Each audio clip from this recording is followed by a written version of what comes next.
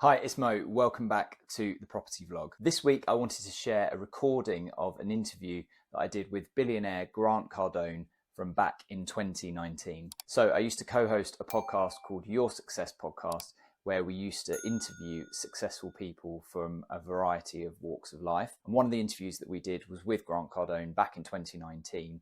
We actually went and met him at a country house, an estate called Farley House in Hampshire that he was renting with his family while he was visiting the UK. And as you can see from the photo, it's an absolutely incredible place. At the time of recording, which was June 2019, the assets under management for Cardone Capital was around about $1 billion.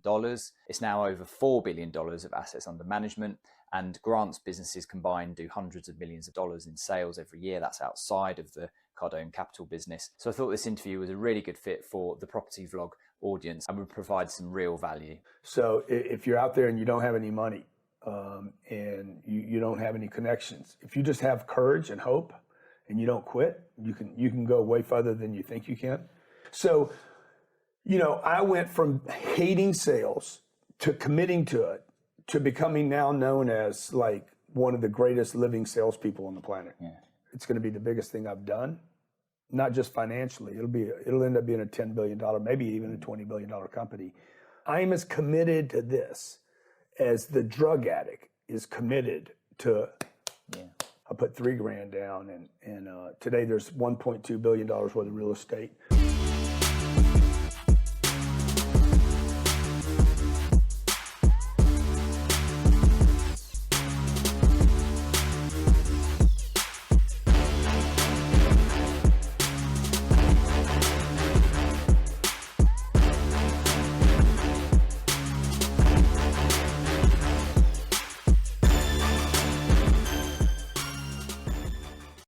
Grant, thank you so much for joining us on Your Success Podcast. Yeah, thank you guys for having me, man. For this very small... love what you're doing, by the way. Thank you. I think it's really important that people get inspiration and an opportunity to hear that things can get better. Yeah, 100%. We absolutely, that's why we do the podcast. We love speaking to inspirational people and sharing their stories. So for the very small percentage of people in our audience that might not know you too well, can you give us a very short sort of background to how you started out? Yeah, so look, I grew up in obviously I'm from the U.S., you can hear the accent probably, in a little place called Louisiana. It's right in the middle, south, all the way as far south as you can go before you get to Mexico. And very manufacturing town, not a manufacturing, a refinery town. So it was all hard labor.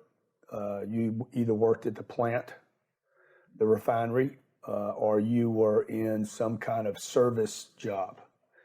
My dad died when I was 10 years old, so it kind of left me with a big vacuum, a big void in my life to figure out my life as a young boy.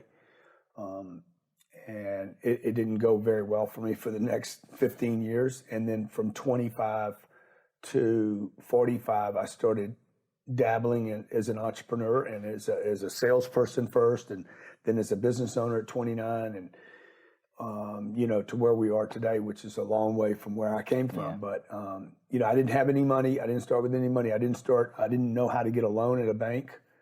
I didn't have any connections. So for anybody that's watching right now, that if you can relate to not having anybody in your life, I'm not saying I'm self-made, because there's a lot of people around me that have helped me get where I am, but I didn't start with $10 million. Yeah. I didn't start with $10. Mm-hmm. So if you're out there and you don't have any money and you don't have any connections, if you just have courage and hope and you don't quit, you can go way further than you think you can.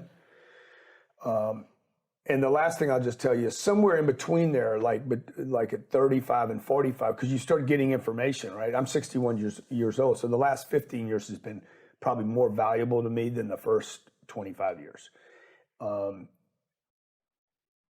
When you start having some things along the way, because people will get stuck. When they hear this story, they'll be like, oh, he lost his dad, and I lost my brother, and I had this loss, and I had a drug problem. And they get lost in, oh, I can connect. I have some of the same stuff. What you don't hear is what would appear to be the good stuff that also became a problem, which to me is way more valuable. Like at 45 years old, having, probably $10 million in the bank and not being happy, not having a person in my life, not having a wife, not having a family, not being happy, settling for way less than I could have done, getting convinced by the people around me that I was successful when I wasn't, being satisfied with 10 million. It was totally selfish, by the way. You know, I say this all the time. A guy with 10 million bucks that stops is the most selfish person on the planet. When he could have done 100, if you have the ability to create $10 million in net worth, you have the ability to create $1 billion in net worth. And a person with $1 billion can actually change things. A person with $10 million can't change much. Yeah. You just can't help enough people. So when you're around people that are telling you, oh, you're doing really well, Yeah. and, you know, you've hit 10 million, how do you cancel that noise out and sort of continue to keep on? You just got to know. You got to know the source point. Who told you that? Knows nothing. Yeah, they know nothing. They you know, if my kid, my 7-year-old, throws a football 6 feet, everybody's gonna say, "Oh wow, great job." Yeah. If she believes that, she'll never throw to her full potential as she grows up. So my mom's been telling me. My mom's dead now, but she was telling me when she was 59, 69, 79, on her deathbed, "I'm so proud of you." It didn't matter what I did, dude. I came out of a treatment center when I was 25 years old, and I had 29 days without using a drug. You know what my family said? "We're so proud of you." Quietly, they're like, "He'll never make it." You know, I made my first $1 million. "We're so proud of you." I bought my first $10 million deal. "Oh, we're so proud of you." But you know, they would have been happy if I just would have never used drugs again. Yeah. I was the one that wasn't happy. Like, it doesn't matter what they say. It doesn't matter what I tell my daughter. What matters is what my daughter thinks about her true potential. So I've just had a newborn baby. Yeah. I'm really, really excited. And I've got all these big visions and goals and plans for him. You know, be an astronaut, be first man on Mars, whatever it is. And I constantly want to push him, when he's older. But then how do you balance pushing him to the next level with also giving him some reassurance as well? I wouldn't push him. I would push yourself. Okay. I wouldn't push him. I would put. Is it him? Yeah. So I wouldn't push him. I mean, I don't push my kids. I'm pushing me. So if my kids can learn from me pushing me, because I don't want anybody pushing me. You're never going to push me as hard as I'll push me. You know, I had a manager when I was 29, 28 years old. He set a quota for me, and I started laughing at him. And he's like, "What are you laughing about?" I'm like, "Dude, how can you set my quota? How can you set a quota for me, dude? You don't even know your potential, much less mine. Because I'm the one that knew what I could be doing. I'm sitting there quietly as a salesperson thinking, I could come in 2 hours early. I got nothing to do. I was single. I was lonely. I had nothing to do. I could have gotten to work 2 hours early. I could have stayed 4 hours later. How can somebody that doesn't know what's going on for me set my potential?" So even as the father, you don't know that he wants to be an astronaut. Yeah. You want him to be an astronaut? You go be an astronaut. I wish I could, Grant. I wish I could. Projecting it onto him. Yeah. So you mentioned a sales person. I'm part of the Cardone University, which has some outstanding videos on how to sell. Just very quickly, Grant, how did you become such a good, proficient salesperson? Well, it's funny because, and I say this all the time, like, if you learn to love the thing you hate, you might find a big gift in it. And for me, I didn't like sales. I hated it. I had tried selling when I was 17 years old, lost the job. 18, I tried again part-time during the summer, lost the job. 19 years old, lost the job. I had had 5 experiences in sales and hated every one of them. All different industries. I just kept moving industries thinking, okay, it'll be different. This will be easy to sell. I hated sales. I hated talking to people. I particularly hated the beginning, the rapport building. You know, I'm not good at breaking ice. Like Ron Secco, he can talk to anybody. I can't do that. I can't go into a room.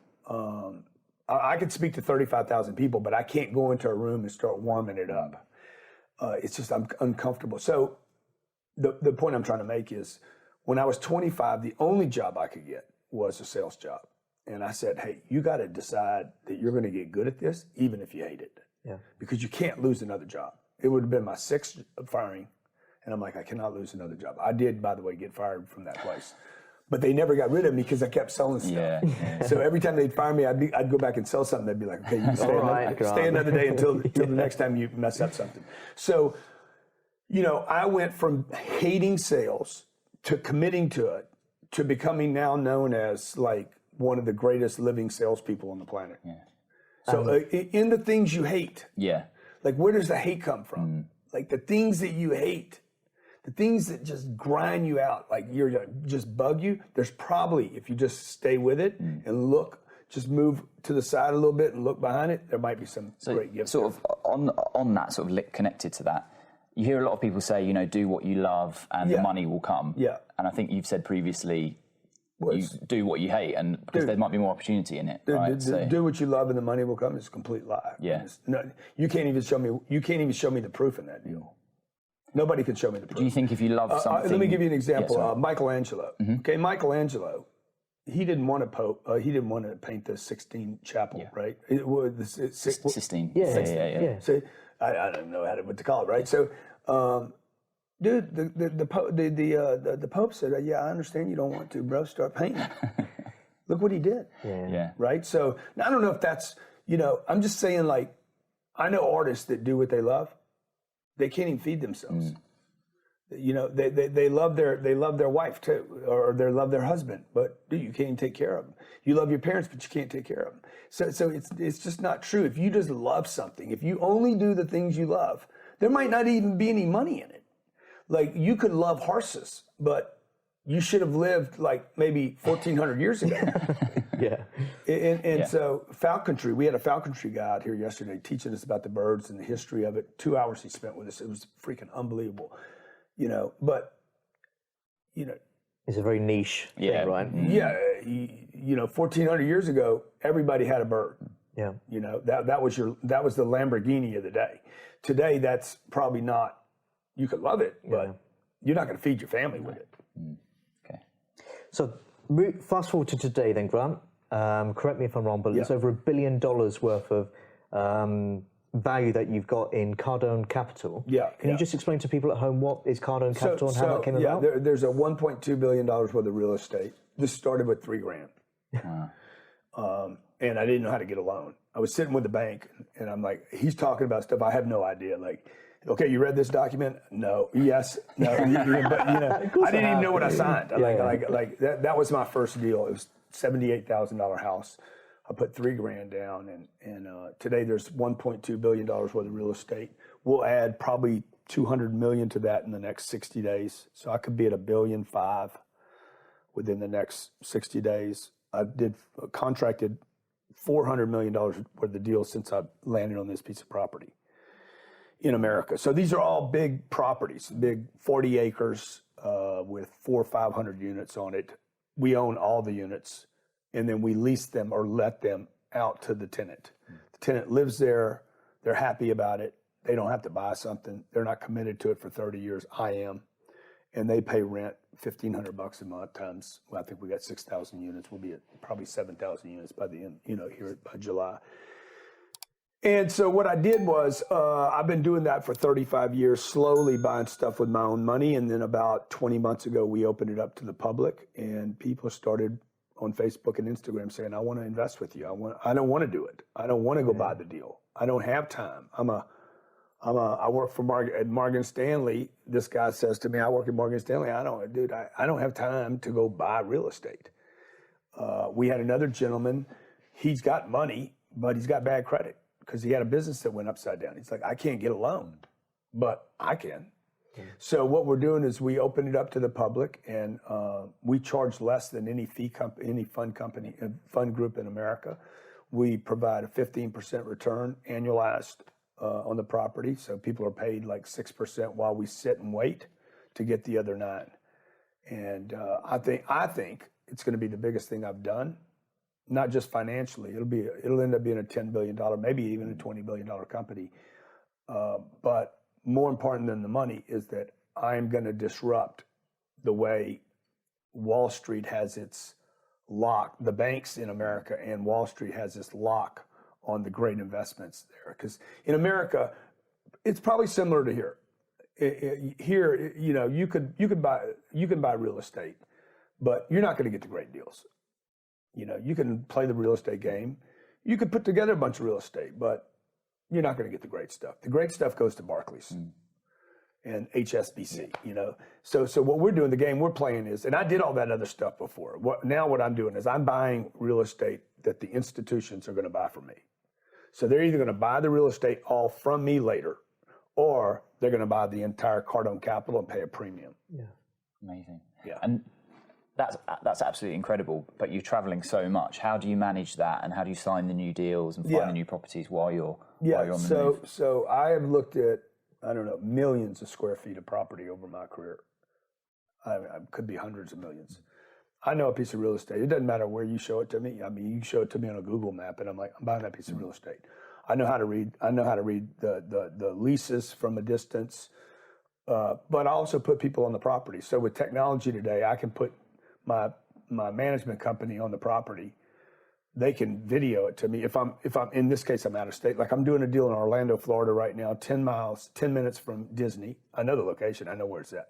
We're only buying in markets where I know it too. So it's not like I'm going to India and I'm buying for the first time, my first trip to India. So we're buying in markets. I was in Mykonos, right?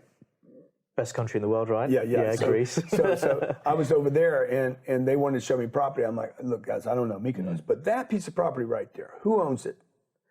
And that one piece of property right there, after I'd been there 3 or 4 days, they're like, well, that's the most valuable piece of real estate in all of Mykonos. I said, that's the only piece I'm interested in. Because if you can get Park Place, it's kind of like the Monopoly board. If you can get Park Street, or what is it, Park Place? Park Lane, yeah. And what? Mayfair. Oh, okay. Yeah. If you can buy those two spots, you're going to win the game. Yeah. And so in real estate, we buy the best location. We're not trying to buy it cheap. I don't mind paying a premium. And you do that because you know it will increase in value. The equity will increase quicker than. I know that if I buy a $1 million piece of property in the right location, with $1 million, I can buy $3 million worth of property. Yeah. So in America, every $1 million gets me $3 million. So I immediately multiply money. Right, so I'm using debt that's so cheap; it's cheaper than the rent. And so, for instance, the $400 million that we contracted cost me maybe $130. So I'm paying $130 million to access $500 million worth of property. That's going to pay me to wait for the $350. Right, so my $130 I put down safe. It's backed by $450 million worth of real estate. If it's in the right location, it's going to exist tomorrow. If I can keep it for a long enough period of time because of the cash flow, I'm being paid to wait for somebody to come along and say, I have to have that piece of real estate. Yeah. And is the rental income how you sort of protect against any downturn in the market that you actually just wouldn't sell? Exactly. So the type of properties that I'm buying from, even if I'm in Thailand, okay, guys, what's the rent? Oh, the rent's at $3,000. I'm not interested. I need to be somewhere between $1,100 a month and about $1,900 a month, so that any economic contraction would actually benefit those properties, not hurt them. The other thing is in America that I don't think it's quite happened here yet, just because I think the mentality is happening here, but you don't have the inventory. In America, people don't want to own homes anymore. You still have a fascination with ownership here. Yeah. Okay. They're that's going to get me out of the lower class. No, it's not. It's just going to trap you in the lower class forever. So you know, owning a piece of real estate is not what it's mocked up to be. You know, it basically makes you a prisoner. Yeah. So when you guys drove up here today, like, were you guys impressed? Like, well, man, this place is awesome. Yeah. Okay, I'm renting incredible. it. Yeah. Okay, now do you suddenly think less of me? No, dude, I don't want to own this place. I want to use it. Imagine the maintenance bills of this place. I'm never coming back here, man. Okay, it's awesome. The next place I go is going to be another place. I'm going to use this like I would a hospital. Yeah. You don't buy the hospital, and this is what's changing in America. In America, we have 75 million millennials and 80 million baby boomers. Okay, the boomers have all the money. They're people my age. The boomers, 80 million of them are moving into retirement. They don't want to buy a house. They want to rent where I'm buying places. These are really, really nice places. Secure, big swimming pools, $3-4 million swimming pools, heated, jacuzzis, theaters. These are nice, very nice complexes. It's not the old apartments of 20 years ago. The millennials want to move in there because they get instant social community. Yeah. The baby boomers want to move in because it's more affordable than a house, and they don't have the maintenance. So I have two forces, 150 million people that are like, we want to rent, not own. So we had this big disruption of ownership in America that will continue to fuel us through a recession. What's interesting, Grant, is that you say the different mentality, right? So over here, our governments at the moment, both sides, Labour and Conservatives, are not forcing, but very strongly encouraging people to own their own homes. Yeah. So it's inherently trickling down from government policy to... Because and that's not their idea, that's the bank's idea. Yeah. The banks want to loan people money. The banks want to make slaves. So it's got nothing to do with the politicians. The politicians are being led by the people that run things. And the people that run things on this planet are not the politicians. So who are your two guys right now running? Murray and, what are the two guys' names? Loser and Loser. Yeah. Okay, Puppet and Puppet.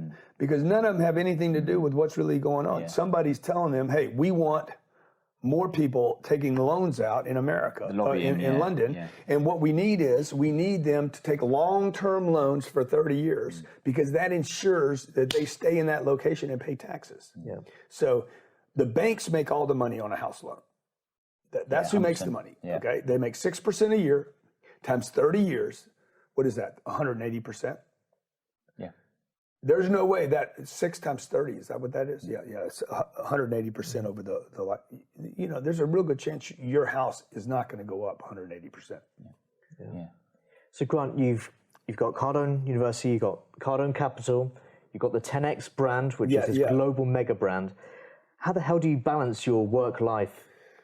Partners. I mean, I have Cardone Ventures. We have Cardone Ventures now where we're actually taking positions in other people's companies.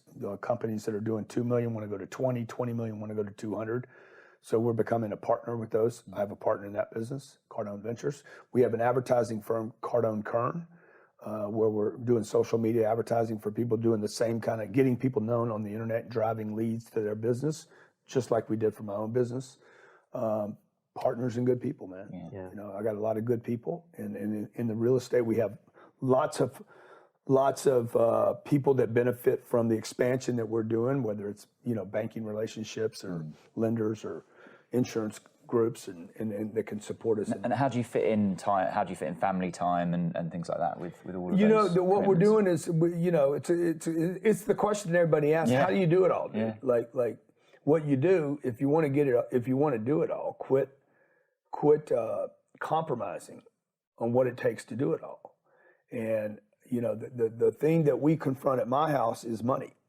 And this is the thing that most people are not confronting. They're not confronting money. What they're doing is they do budgets.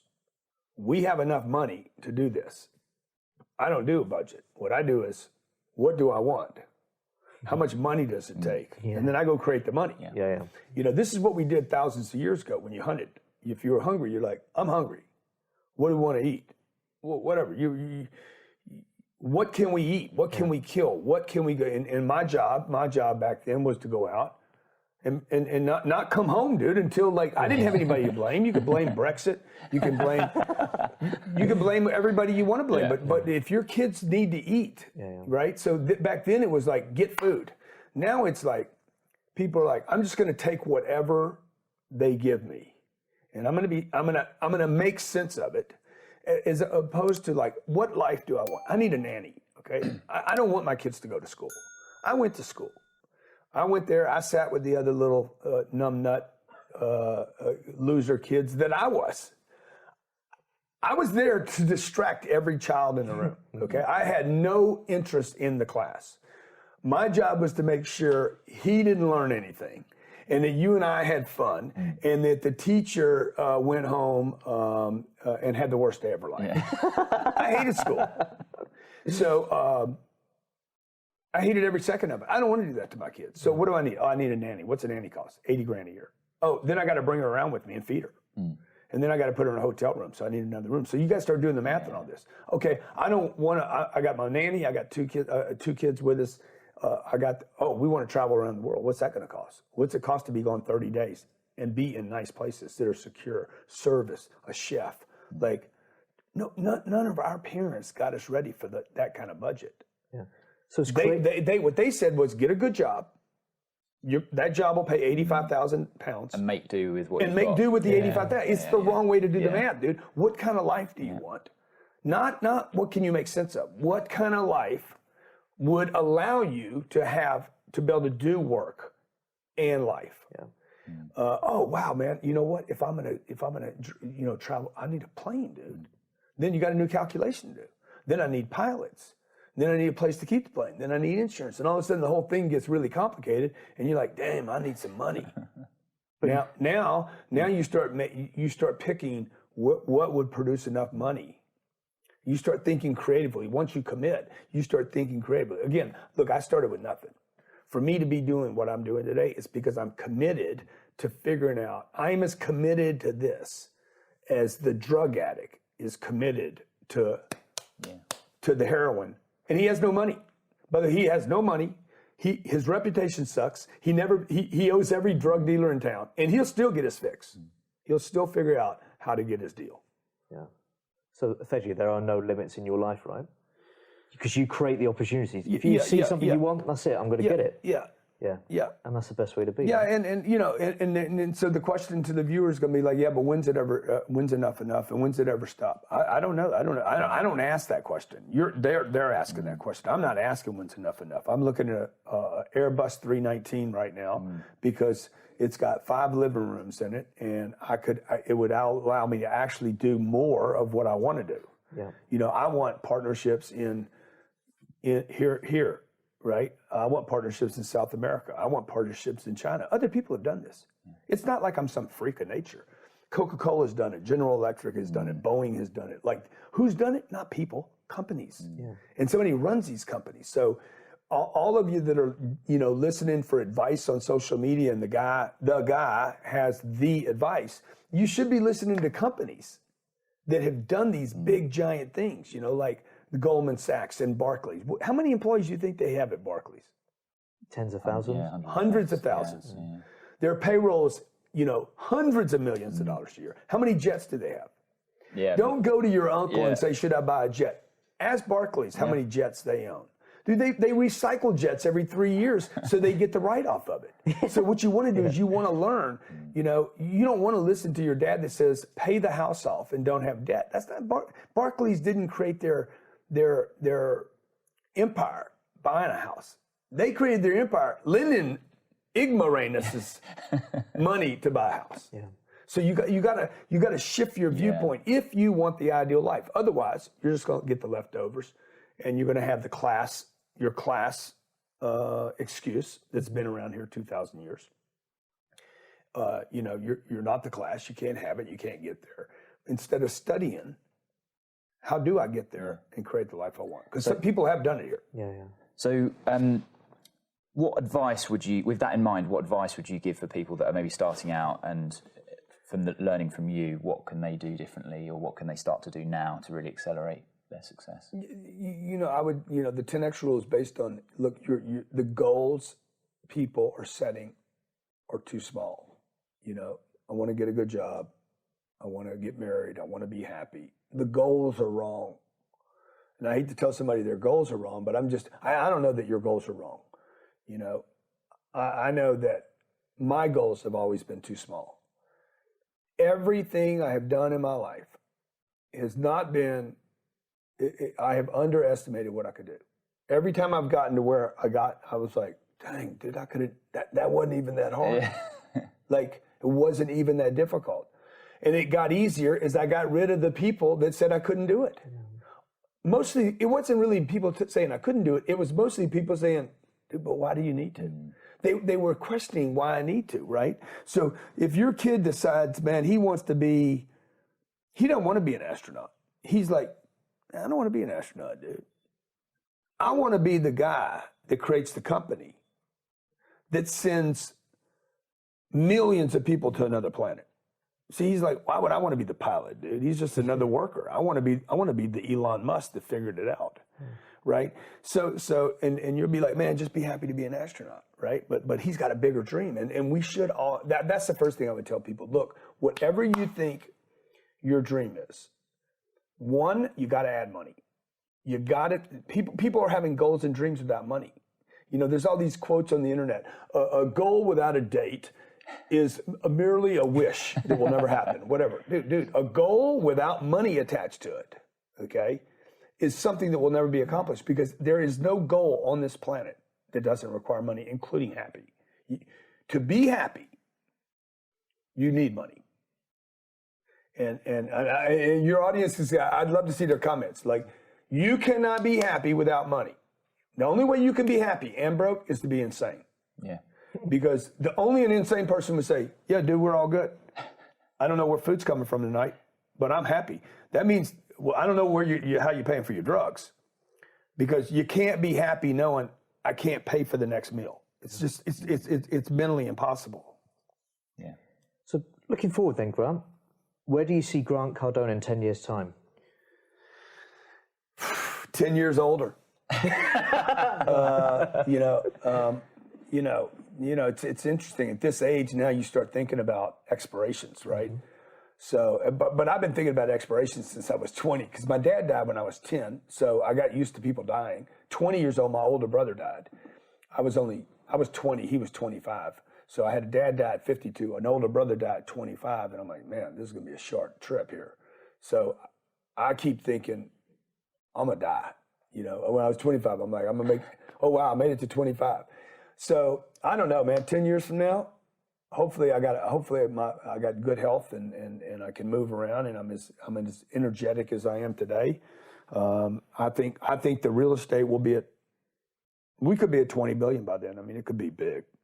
It's going to be the biggest thing I've ever done financially. Such a good legacy as well to leave. Yeah, it's going to be good. Yeah. It's going to be good. And then it's going to be like, what can I do with this money, But I'm going to help a lot of people financially. Look, for the first 20 years of my career, maybe 25 years, I've made a lot of money off of other people selling stuff. So the guy that hated sales, we did 150 million in sales last year. So I've sold a lot of stuff. That was 1 year. We did $40 million in e-commerce. Like people going to websites buying $40 products. So I've made a lot of money. What I want to do now is I want to send people more money than I make, than comes into me. I want to send checks out every month. Mm-hmm. So like last month, we sent $1.3 million out of Cardone Capital to our investors in 1 month. Mm-hmm. We'll do that every month. Now, next, by the time I close in July, that number should be like $2.5 million that we sent out to our investors. Wow.